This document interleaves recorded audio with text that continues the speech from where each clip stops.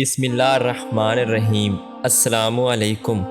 لقمان حکیم کے بارے میں کہا جاتا ہے کہ آپ کی دانش مندی مسلم تھی۔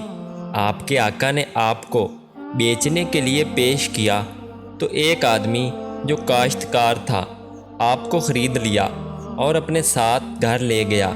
آپ سارا دن اس کی خدمت میں مصروف رہے حتیٰ کہ رات آ گئی۔ جب آپ نے عشاء کی نماز پڑھی تو آپ کا آقا سو گیا، لہٰذا آپ ایک خالی کمرے میں تشریف لے گئے اور نماز ادا کرنے لگے۔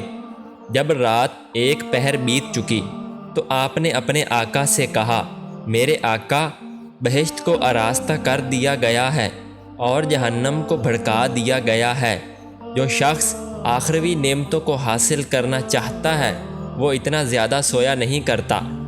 مالک نے جواب دیا، اے غلام، چلے جاؤ، میرا رب بڑا غفور الرحیم ہے۔ یہ کہہ کر وہ پھر سو گیا اور حضرت لقمان اپنی جگہ واپس آ گئے اور پھر نماز میں مشغول ہو گئے۔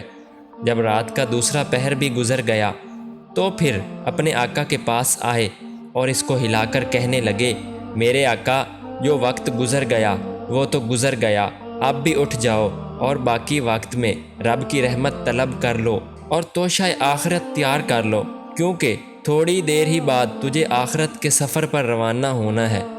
اب کے مالک نے پھر جواب دیا کہ اے غلام، چلے جاؤ، مجھے سونے دو، میرا رب بڑا غفور الرحیم ہے اور نہایت مہربان ہے۔ حضرت لقمان پھر اپنی جگہ واپس آ گئے اور نماز ادا کرنے لگے۔ رات کا تیسرا پہر بیت گیا اور صبح ہونے کے قریب ہو گئی تو آپ پھر اپنے مالک کے پاس گئے اور کہا، میرے آقا، اب تو پرندے بھی اپنے گھونسلوں سے نکل کر ذکر میں مشغول ہو چکے ہیں، بیابانوں میں جنگلی درندے بھی اپنے ٹھکانوں کو چھوڑ کر اللہ تعالیٰ کی حمد و ثنا میں مصروف ہیں۔ آپ بھی اپنے رب کی بارگاہ سے جو مانگنا چاہتے ہیں تو اس کے لیے یہ بہترین وقت ہے۔ مالک نے جواب دیا، اے غلام، مجھے کچھ دیر اور سونے دو، میرا رب بڑا غفور اور مہربان ہے۔